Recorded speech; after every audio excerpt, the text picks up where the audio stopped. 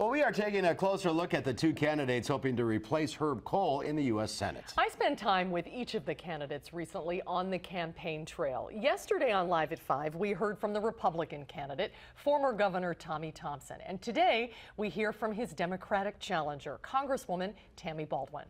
Say hi real quick. Tammy Baldwin, running for U.S. Senate. How you doing? It's not every day that a trip for breakfast puts you on the campaign trail.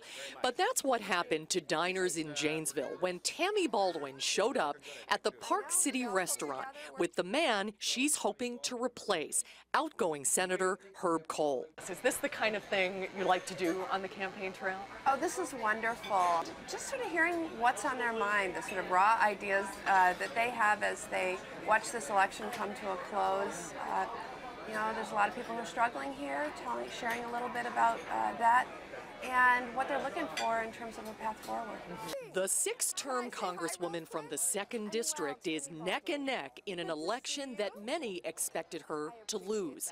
You have been easily reelected every time you've run, and this seat is pretty firmly in Democratic hands. So why are you running for the Senate? Right now we're talking about who will be one of 2 United States senators on behalf of the entire state of Wisconsin.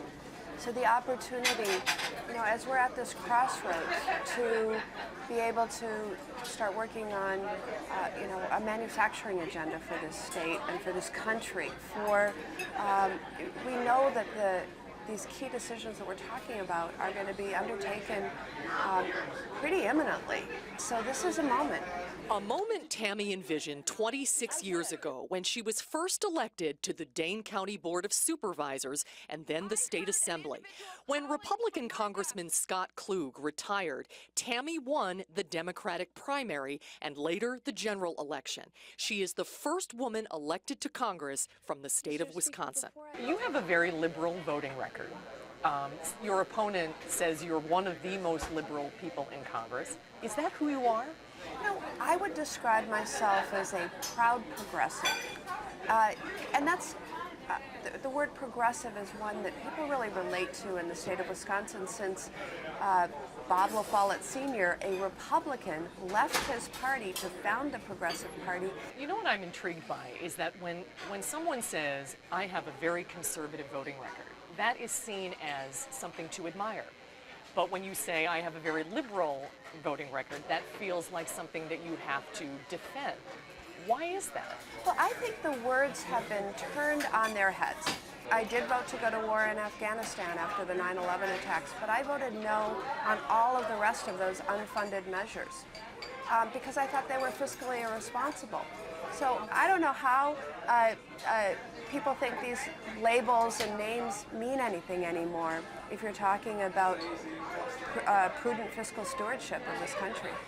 If you get elected, you will be the first openly gay elected member of the U.S. Senate in American history.